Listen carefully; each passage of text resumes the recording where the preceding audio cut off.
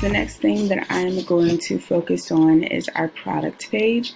So you can get to your products in multiple ways, but I'm just going to access it by clicking the pre-made products that are already here because I picked a pre-made template. I'm going to click Manage Products, and that's going to take me directly to my products. I hope my heater isn't too distracting, but my feet are very happy right now. It shows you the image, the title, and any other information that you might need. I am actually going to click Select All, and I'm going to delete it because I don't want it.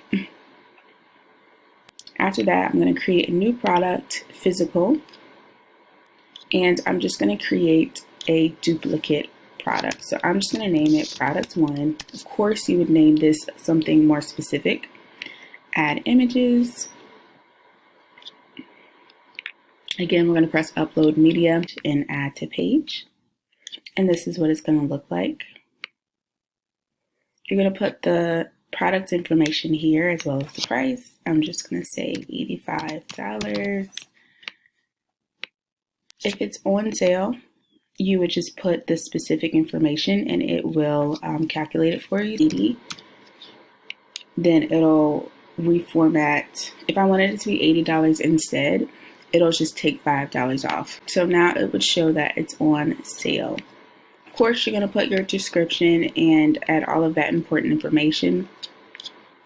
Adding an info section, this is a great place to put your return policy, your refund, any COVID rules that you might want to share with your customers as they're viewing your product. Custom text, if you want your buyers to customize anything, if you sell wigs, custom wigs, and you want them to put like their head measurements so that you can get it correct, this is where you would add that in. Product options is any of the options that customers can click when they get to your shop pages. So since I have bundles, one of the important pieces of information that I might want to include is length. Or if I want the 12, 14, and 16 to be separated, all I have to do is put a comma and it will create this option for me. Again, at 14-inch, comma, 16-inch, comma.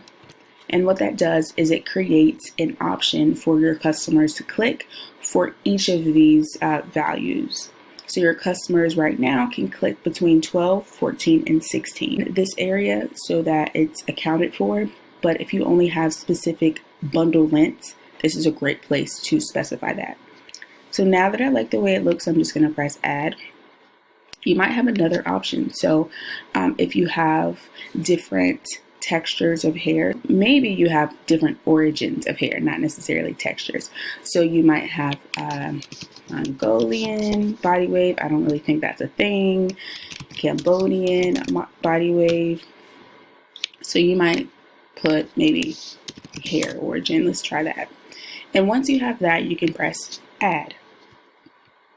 So what this actually does is it creates two different drop-down options for your customers to choose once they get on this product. So when they find product number 1 and they're on the shop page, what actually happens is that they're able to click from two options. So they'll have two drop-down options to click from. So they would need to specify the origin of hair within your body wave, and then they would need to specify the length. So let me just save this really quick and just go to the products page so I can show you what that actually looks like.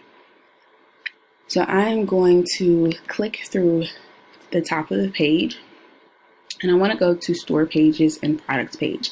This area here will just let you navigate through your WIX website. So I'm just going to quickly use this tool to get to my products page to show you what that looks like. I'm going to press preview so we can see it as if it was actually published. And these are the two drop downs that I was referring to. So length is here, the 12, 14, and 16 that I specified earlier, and then hair origin. So your customers would have to click through both of these options in order to add it to cart. Okay, so now I'm going to go back. I'm going to use this drop down here to navigate back to home. And we're going to go back to the products page. How many times did I just say back? We're going to go to the products page. So all you have to do is click back on the products that you're working on. Now that we have our product options, I am going to make sure this is checked. Because I have multiple options that I want to share with my customers, and these multiple options have different prices, you're going to want to specify the price of each of your products. Actually, delete this. And then let's look at it again. Just to keep it simple, I might add that second option. Each of your lengths should be a different price, because ideally you don't want your 12 to be the same price as your 14 and your 12 to be the same price as your 16. They're longer lengths, so you want to make sure you specify that. A starting price for these bundles are $80. So that means 12 inch is $80. 14 inch does not need to be $80. So you might want to add $10 here to make your 14 inch $90. Again, you might want to add $20 here to make your 16 inch $100. That's how variations work. If you want, you can click track inventory and you'll get another column where you can actually keep track of how many 12-inch bundles you have, how many 14-inch, and how many 16 here. I'm just going to hit apply, and that is about it. As far as collections,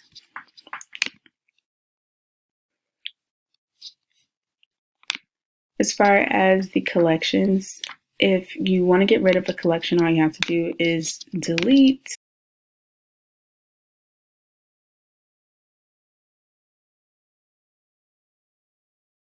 One thing I do want to mention is that if you do decide to delete a collection, it doesn't delete the product itself. So if you want to delete the collection and the product, you'll have to go to the product tab and then click these three little buttons and click delete. Instead of pressing delete, I'm actually going to duplicate it.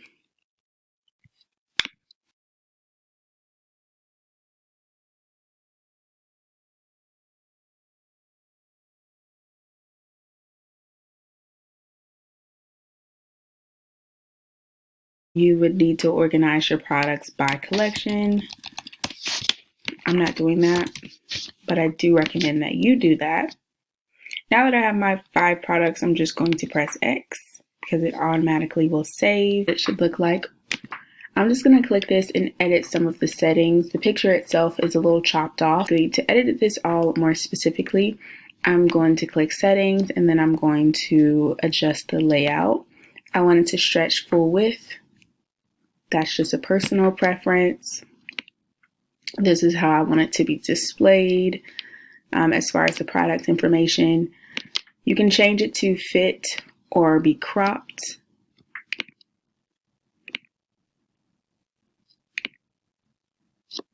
Actually, I'm going to look at fit, and then I'm going to keep it at 1:1.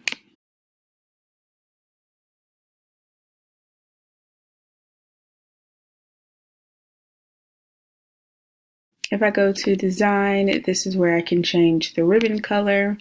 So if it was, for example, a sale, your ribbon color would show black. Out of stock, maybe I'll just make it red.